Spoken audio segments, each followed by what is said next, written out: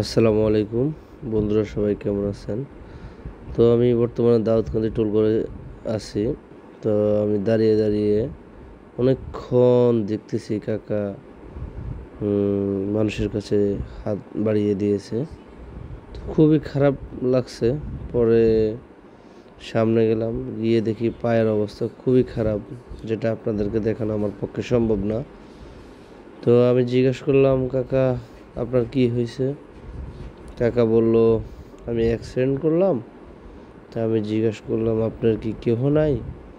বলল, না কাকা, আমার কেউ নাই, আমি একা, আমি আর তোমার কাকি আছে। তো খুবই খারাপ লাগলো কাকার জন্য।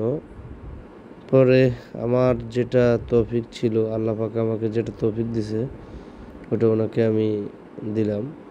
তো ওনার মুখের হাসি দেখে আমি খুব খুশি হয়ে গেলাম। আসলে যারা এরকম, তারা অল্পতেই খুশি হয়ে যায়, এটা দেখে আমিও নিজে খুব খুশি হয়ে গেলাম।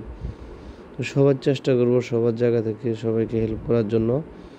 ইনশাল্লাহ সবাই ভালো থাকবেন, সুস্থ থাকবেন, সবার জন্য সবাই দোয়া করবেন। আল্লাহ হাফেজ।